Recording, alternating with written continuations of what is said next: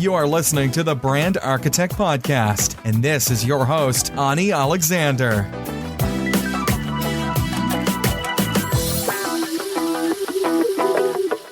Hello there, and welcome to the Brand Architect Podcast. It's me, Ani Alexander, and as always, thank you so much for tuning in and for spending your time listening to the podcast. I truly appreciate that, and I hope that you're not wasting your time and you're getting some useful information from the podcast. Before I start, I hope that your new year has been as productive as mine. I actually thought that I haven't been doing much yet, and I'm not back on track in terms of productivity and in terms of output. But actually, sometimes you just have to go back, look back and see what you've done up to now. And then you will realize that actually, you know what? Things haven't been so bad. So I have 2 new products coming out pretty soon. Well, actually one is already out and I'll talk about it right now. The other one will be coming out pretty soon. So I hope that it will be useful. I have done it for my audience exclusively, and I hope that you'll benefit from it. So let me talk about the first thing that I've done this year. I actually finished the website just a few hours ago, and I want to talk to you about this. So basically, I have created a mentorship program. I've been thinking about this for quite a while, and I've been advised to do that by many different online friends who are into mentorship. And I never took it so seriously until I had this great and amazing chance of being a marketing mentor for the Google campus here in London, mentoring startups on their marketing strategies. And I realized that many people need that, and many people have amazing things out there. And just a little bit of push and a little bit of really effective marketing strategy can take them much, much further. So the mentorship program is basically for coaches, authors, speakers, personal brands, online entrepreneurs, and content creators. And I've created this because I'm absolutely sure that you have important purpose, vision, message. And I know that your content is already amazing, and I'm sure that you love what you do, but unfortunately you don't yet have the visibility that you deserve, and you are not yet recognized as authority in your niche. So I want to help you get where you want to be. I want to make sure that your brand, your personal brand, what you're doing is out there, and you find your audience and you establish your brand out there. So if you are interested, all the details are at anialexander.com/membership. So you can get all the details there on anialexander.com/membership. I would really love to work with you and help you out. Let's just, make this year the year of your success. And the second thing that I've been working on, and it's almost finished, it can be finalized and launched in the upcoming few days. It's an online course. I won't tell you all the details about that, so it will be coming out later. But why I mentioned this is because I was looking for online course platforms out there, and obviously there is a big choice. But I chose Thinkific because it's amazing and I love it so far, and that's where my online courses will be hosted from now on. While I was doing this research, when I came up with Thinkific, I decided to do an interview about the platform and about how you can actually use online courses as part of your content strategy, as part of your brand, and how it can help you establish authority in your field. So I connected with Tyler, who is an amazing person who's doing loads of other things and very similar to me actually, and you'll get more details in the intro. But also we ended up talking about different points related to personal branding, related to presenting another brand, about this interesting position he's at, wearing 3 different brand hats, and how he's being able to balance that. I hope you'll enjoy the interview. I really loved talking to Tyler. On my website, there is also the video version in case you would like to see both of us. Hopefully you'll get useful information from there. And I know it's been a very long intro. Sorry about that. Let's just go to the interview straight away. Today I'm talking to Tyler Basu. He's the content manager of Thinkific, which we will talk about what it is in more details.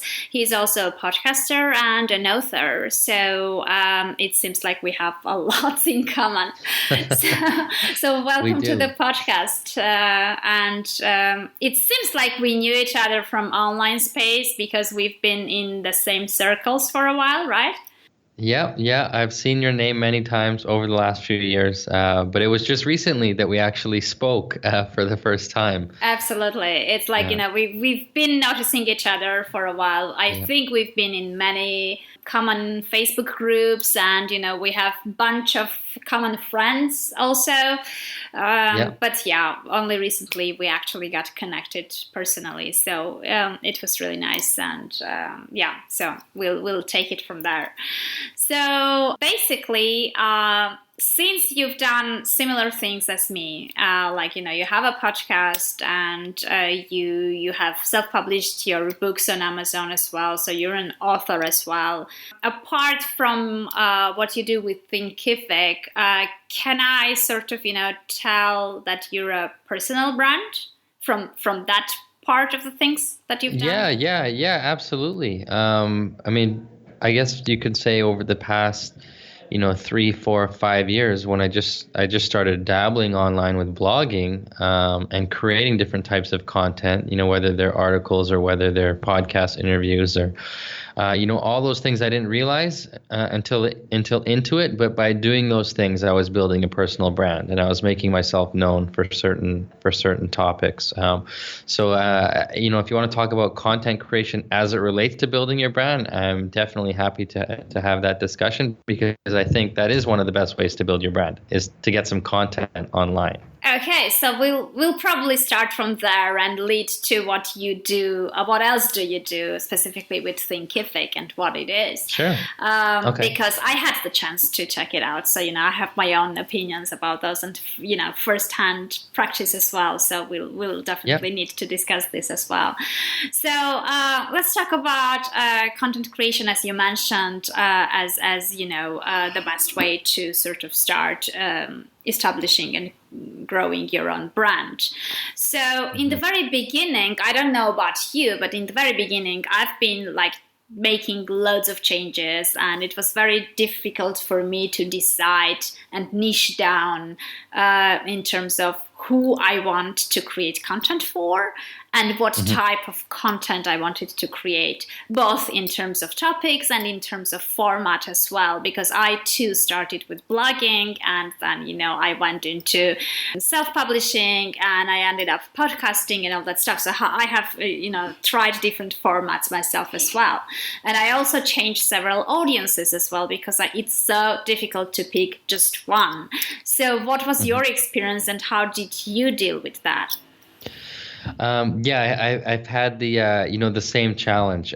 So I started my first podcast back in 2013, and that was called Chatting with Champions. And my goal was just to interview entrepreneurs and learn from entrepreneurs, learn from successful people. It wasn't any more specific than that. I didn't really have a specific target audience in mind. Not even really a specific type of entrepreneur, just anyone who is doing well in business, I wanted to talk to. And after doing just over 100 of those interviews, I started to learn about a certain type of entrepreneur, which I came to realize is a lifestyle entrepreneur. So somebody who usually uses the internet. In most cases, they build their business on the internet, but they build their business in a way that allows them to live a lifestyle and a routine and doing things that they're passionate about, and just it accommodates their lifestyle goals. It doesn't take away from their lifestyle goals. And so after figuring out after realizing that existed, I decided, okay, I want to focus on that type of entrepreneurship specifically, those lifestyle entrepreneurs. So that's when I did a rebrand. It was the summer of 2015. I stopped hosting that podcast, started a new one called the Lifestyle Business Podcast, along with a digital magazine called Lifestyle Business Magazine. And then I started focusing in on that topic of lifestyle entrepreneurship. And so I ended up speaking with bloggers, podcasters, authors like yourself, a lot of content creators, people who are coaches, consultants, or they create online courses. And most of the time they're creating content, and some of the content they give away for free to help build their brands and build their audiences, and some of their content they charge for, or they charge for their consulting or their coaching or something. So I started to focus in on that type of a market. But it took, a few years of trial and error and just creating content anyway, and interviewing people and talking to people and going to seminars and reading books and reading blogs and, consuming all types of content until I figured out, okay, out of all that stuff, these are the topics that I'm most interested in, that I'm most passionate about, and that I want to become known for. So that's when that happened. That's when I decided to narrow my focus a little bit. Okay, I see. So basically, can we say that your podcast and your magazine are the main two sources of getting your audience towards yourself? Are they your two main content creation sources?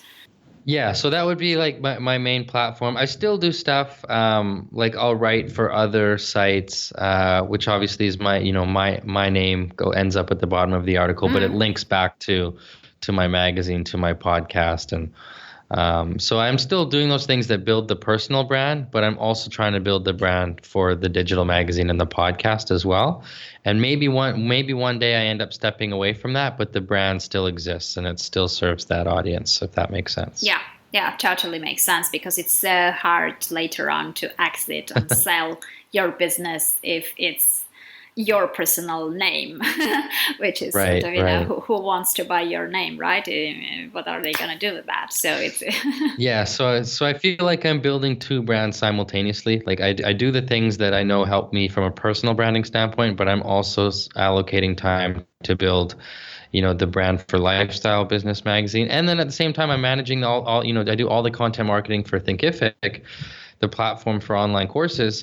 And so I need to be conscious when I'm creating content for their audience. I need to be conscious of, is that content in line with their brand and the audience that they're trying to reach? So really, like I create lots of content, but it's, for three different brands, really, if you think about it. Yeah, so you have three different brand hats. So let's talk about that, because it's very interesting. I mean, when we're talking about brands, we always have this component of personality in it. Like, especially if it's your brand. So, even if it's not under your name, it's, you are representing it. So your personality and you, the way you are, is part of how the brand is perceived. So here you also mentioned that you are working for Thinkific, the online platform for online courses, where basically, not many people may know that, it's you who is creating that content or curating that content or whatever you're doing in there besides creating the content. So in those cases, how do you actually make sure that what is the level of your personal writing style or, your personal interviewing style? Do you see any difference in terms of, let's say, you're doing interviews for Thinkific as well, and you're doing interviews for your, podcast at the same time? How different are they in styles, and, how hard it is for you to sort of have these limitations and the border between the two? Yeah, so that's a good question. The main point, I guess, or the main, question I ask myself is before I create any type of content. So whether it's an interview, an article, or I write a case study, it doesn't really matter what type of content it is. The big question is, who is that content for? And so I try to visualize, that person in my mind. And so if let's say I'm writing an article about creating courses, and I know that it's for Thinkific's customers who are all online course creators.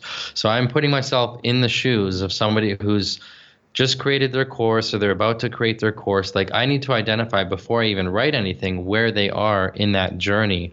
And so I can write something that helps them where they are in that specific journey. I'm not trying to write something that's going to be helpful to everyone. I'm not trying to write something or do an interview that appeals to everyone. I'm identifying ahead of time who that is for. And then over time, I'll try to create content that helps, each type of person that's in their journey. I want to create content for the person who hasn't created their course yet. I want to create content for somebody who is creating it right now because they have different struggles.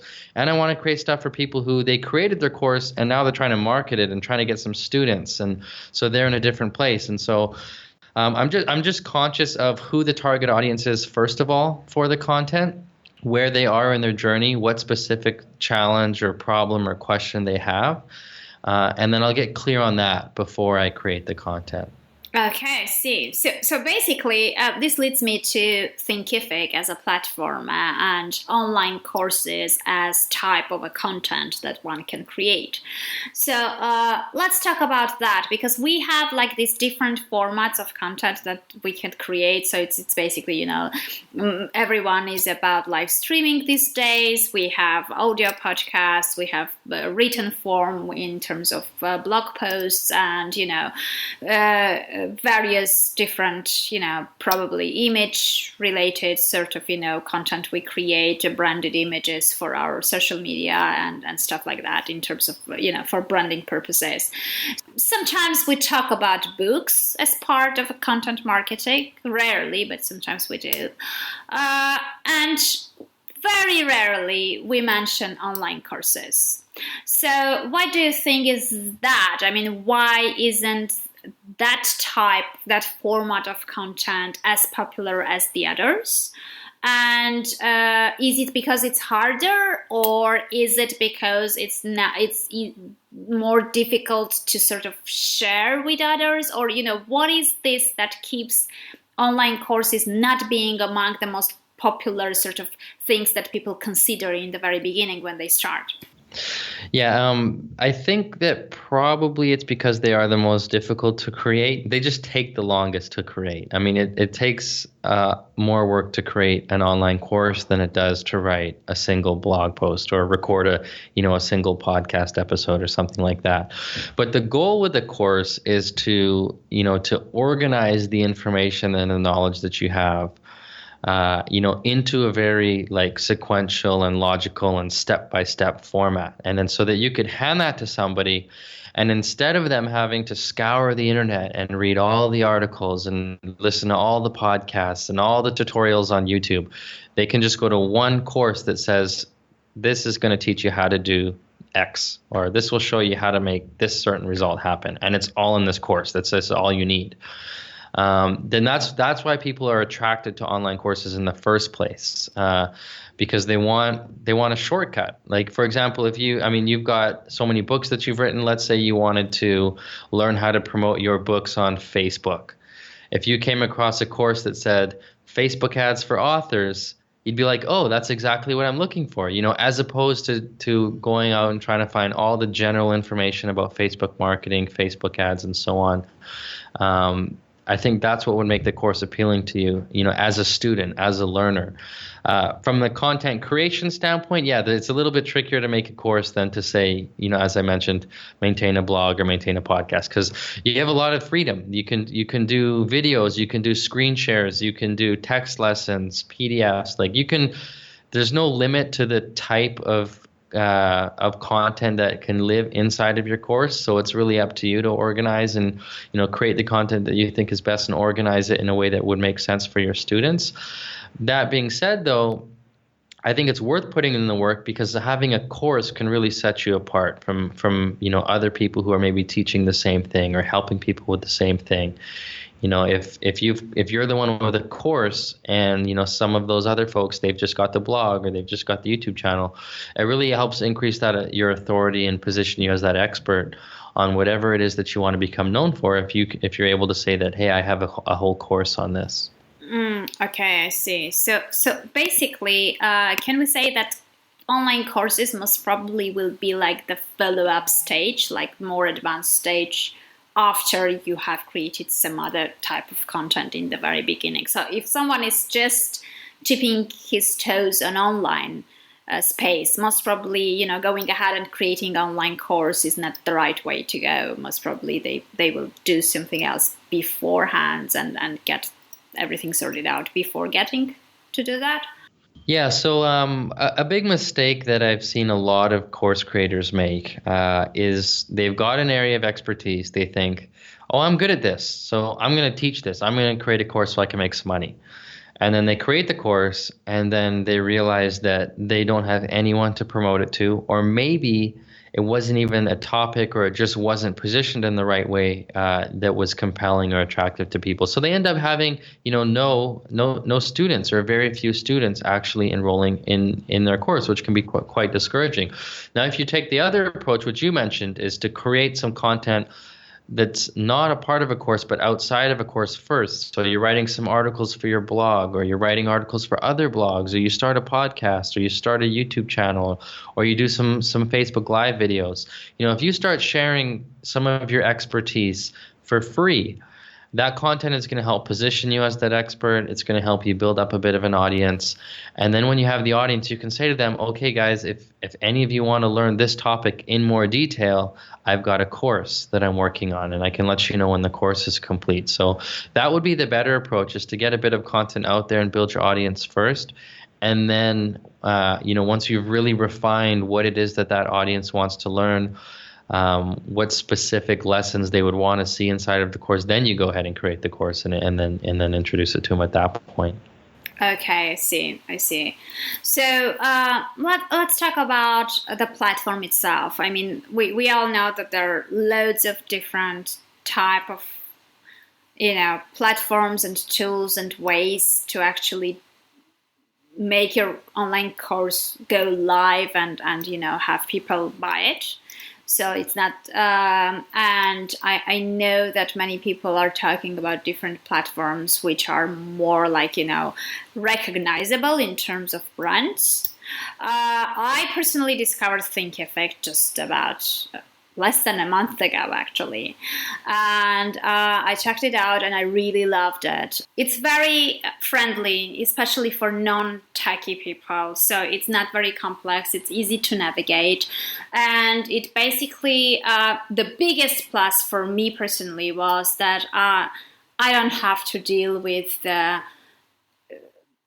most of the things related to payments, setting up, your accounts and, how you're paid, how it's done and all that stuff. So basically it's pretty straightforward. It integrates, it can be branded. So, it does look like your own site. And so people don't really feel like they're, driven to a totally different site. So in terms of branding and holistic image, it's really interesting, and useful as well.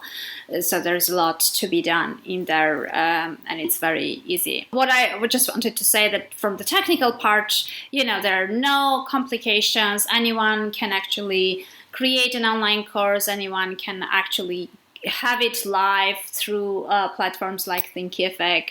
So it's not as hard as many people perceive. What is harder, the way I see it as a challenge, is actually promoting those courses and actually making them sell. So I see it both ways. Like, online course adds credibility to your brand. So, it adds to your portfolio of your offers. So it's yet another one very useful thing that you can offer to your audience. But on the other hand, most probably you will need your brand and your audience to sort of feed this thing in the very beginning, before audiences start recognizing the online course and getting to it more and more, and they spread the word and leave reviews and all that stuff. So let's talk about when you're just starting on the platform, what is the level of visibility and what is the level of how much you can your course can be seen by people who are not actually your audience. Right. Yeah. So before we jump into that, because you brought up some good points, you shared some of the reasons why you chose to use Thinkific or why it appealed to you as a course creator.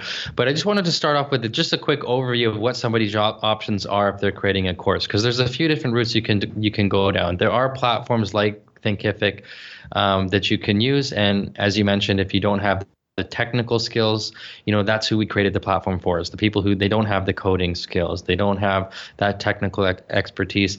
They have an expertise that they're able to teach, but they don't want to get bogged down by the technology of building their course, right? But there are a few options people have. I mean, if you aren't prepared to do any marketing for your course, you can find those marketplaces for online courses, right? Just like for your book on Amazon, all of the people who buy your book don't necessarily come from your own audience, right? There's people on Amazon searching for books. So you can end up, just because you published on Amazon, you could end up getting some sales. So it's the same with courses. If you're wanting your course to be, discoverable by people who maybe don't know who you are, but they trust the marketplace that they found the course on, then you could get some sales that way. So there are marketplaces. That's one option. Some of the limitations, though, is you don't have control over the branding. You don't always get to control the pricing or how much of the revenue you get to keep. So there are some drawbacks, but the benefit is you're tapping into a platform and a marketplace that has an audience. So there's some personal branding benefits there. I mean, even if you put a free course on a marketplace and you get a few thousand students taking that course, that's a few thousand people who know who you are. And there are ways to, get them to come, engage with you on social media or visit your website, and you could introduce them to a paid course, outside of that marketplace later on. And then there's the do-it-yourself types. Like if you've got a WordPress website and you want to assemble all the plugins, all the programs, and build your online course platform yourself, you can do that. If you've got the technical experience, go for it. And then the middle ground is where Thinkific is we take away the technical issues so that even if you're not techie, you can build your course. But we don't limit you in the way that a marketplace limits you, in that we don't, we give you the freedom to put your branding on your course. You mentioned you can put your logo. You can make it look just like your website. You don't even have to have the word Thinkific in your domain. You can use your own domain name. You can control your pricing.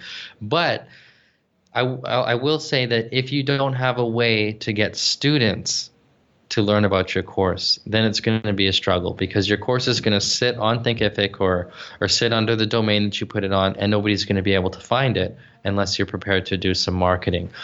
So in that sense, it's not like a marketplace where, we're going to take your course and list it with all the other people who are using Thinkific to host their courses. It's going to be up to you to market your course. So if you want to talk about marketing, I mean, I'm happy to do that. It's kind of a huge subject. That's what I was going to. But maybe, I mean, since we're talking about content creators who most probably will be getting into online courses after they have created some stuff. So most probably they already have a podcast, or they have a blog, or they have a certain type of online presence out there. And now, as a second phase, as yet another offer, they are creating an online course. First of all, let's go. I'm just thinking about like the logical periods. And we have usually, among marketers, we have two opinions, which, as always, contradict each other. I want to know which side you take. There are many people who say that you have to create the course, make sure that it's of a good quality, have some beta people, go through it, provide feedback, fine-tune it, finalize it, be very proud of what you've created so far, and then go ahead, make it live and market it heavily.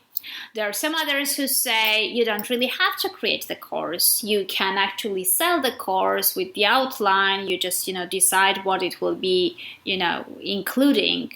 And then once you validate the idea of that course by selling it for a certain period of time and having a certain group of people who already bought it, you start dipping it down and creating it because you already know that people want it and they have paid for it. So what is your approach to this? How one decides which route to go? I've seen examples of both routes that have worked. So I won't say that one is better than the other.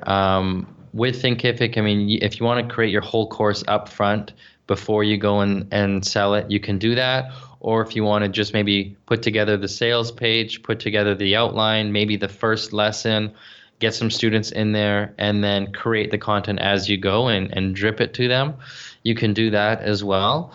The advantage when you take that latter approach and you don't have your entire course created when you've already started marketing it is that you figure out right away before you invest your time and your money and your energy creating all of your content, you figure out if there's actually a need or a demand for that content, and if you actually have a way to present your course to your target audience. If you don't have a direct line of communication to the people who might be interested in that course, then how are you going to tell them?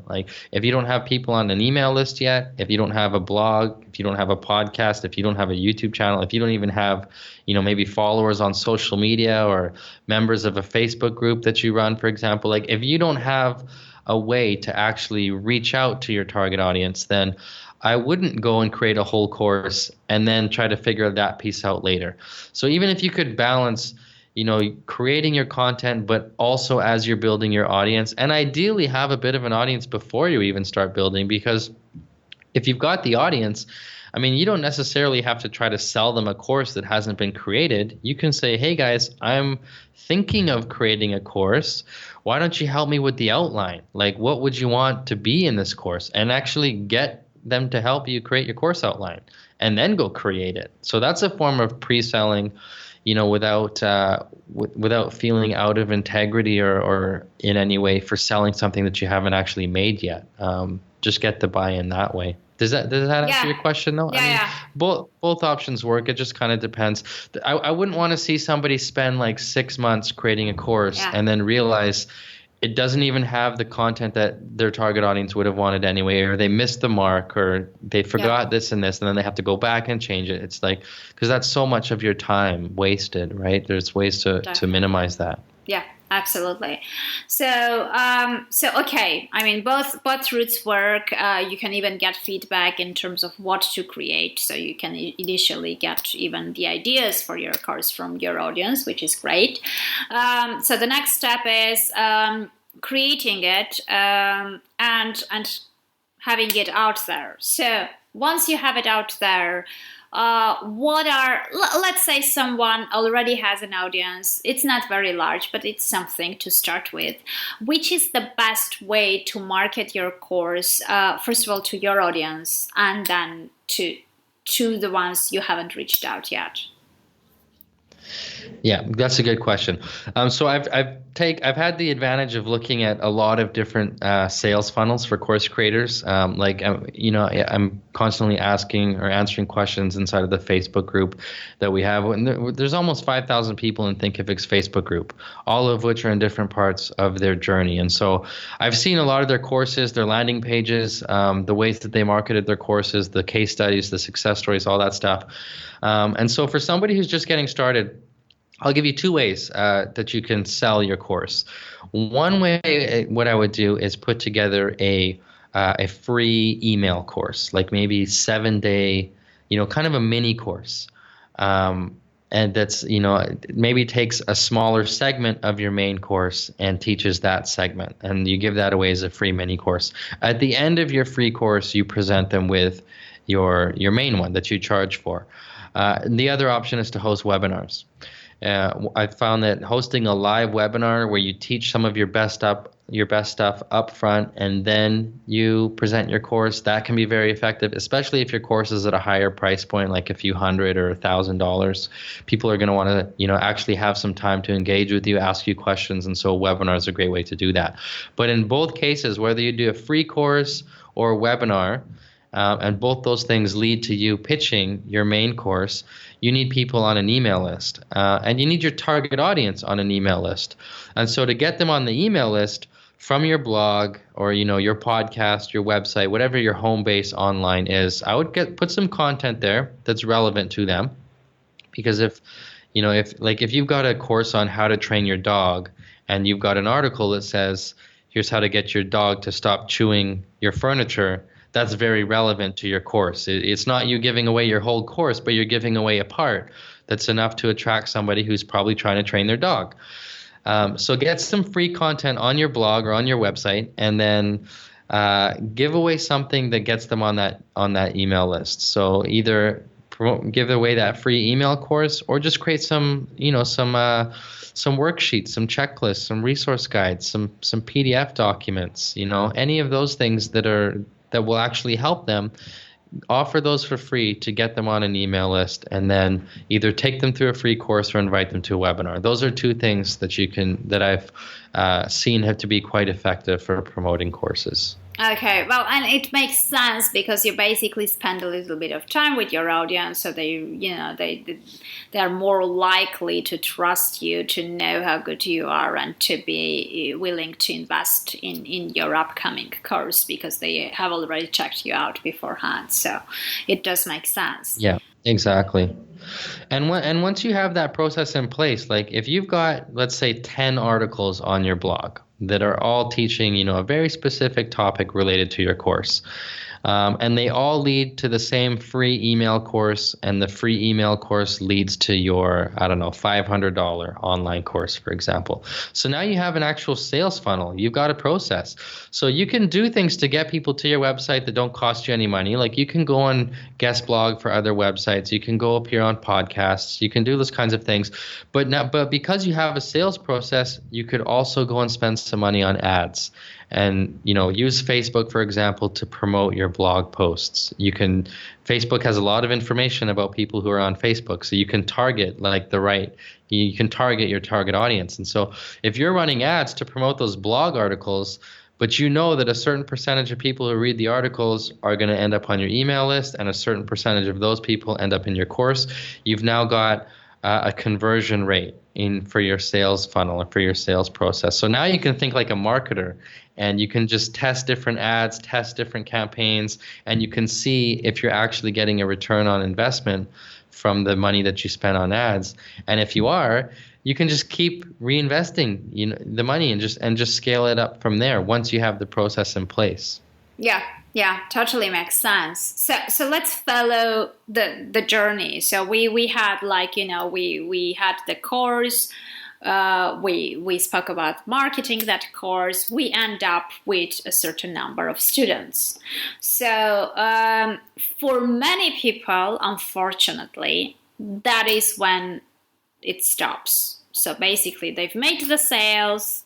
People come in, watch their videos, go through the course, and that's it. So very few, realize that they have to follow up, they have to engage, they have to actually continue interacting with their students, even though they already bought your course and paid you money.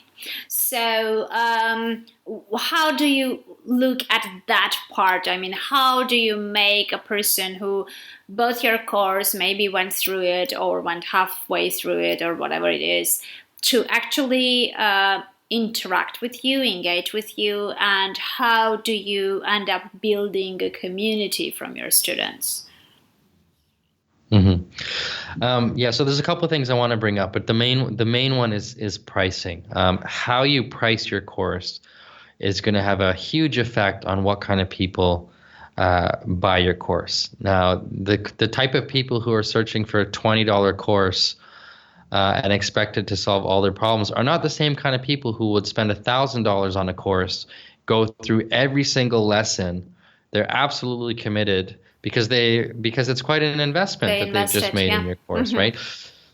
So just your price tag is already a branding statement or a positioning statement, because a lower price will attract some of those lower quality, less committed students, less committed customers. They have higher refund rates. They have lower completion rates because they just don't have a lot of skin in the game. So one of the things you can do to immediately filter out those people who probably aren't even going to go through your course anyway is raise your price.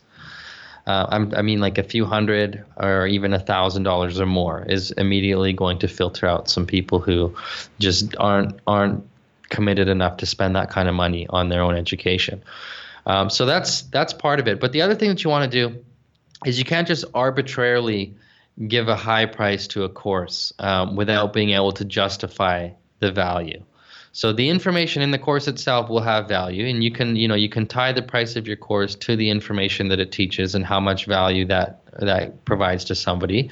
It's very easy to do with marketing related courses. Like if you create a course that shows somebody how to get customers from Instagram, for example, it will be very easy for them to measure, how much money you actually showed them how to make with what was in your course, so they can make that connection.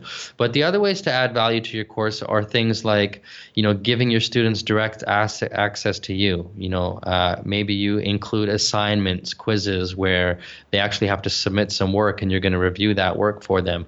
Maybe you do group coaching calls or private webinars for your students. Maybe you have a forum or a Facebook group or a discussion board set up for your students. So these are things you want to factor into your business model as a course creator, because you need to figure out at certain price points how much of your time can you afford to give to your students after the sale has been made, especially for courses that are a one-time purchase.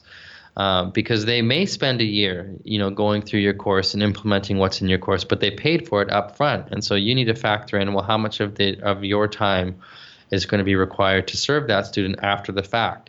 Another model is membership sites. I mean, we've got people using Thinkific to charge a monthly subscription to access their course. And so those students, it's built into the model that if somebody wants access to the content, they're paying every single month. And there's usually a community component to that. And if you've got all of your customers paying you every single month, then you can, in most cases, afford to spend a bit of time each month to stay in touch with them, right? Because it's built into the model that way. Okay, yeah, I completely get that. It's I think that the community component is very important because as far as I know, people come to you for content, but they stay with you for the community mostly. So that is why the membership site model is, I guess it's best in terms of retaining the students and actually, being in touch with them and being part of the group with them for a longer period of time. What about repurposed content? So most probably, as we said, we already have existing content, right? So how good is creating original content and original online course versus repurposing a content that you have and creating an online course out of it? What is the drawbacks and what is the best way to look at it? Yeah, you could go either way. I mean, let's say you have some content already, you don't have a course. So you've got articles on a blog, you've got podcast episodes, you've got books on Amazon. I mean, you can take a lot of the concepts that are in that content and you can put them into a course, but maybe organize them a little better, put them in a step-by-step structure, add some videos, add some worksheets, some checklists, some assignments, some quizzes, make it a lot more interactive for the person consuming that content. Or you can start by making the course and then from there dissect your course a little bit. So let's say you have a completed course already.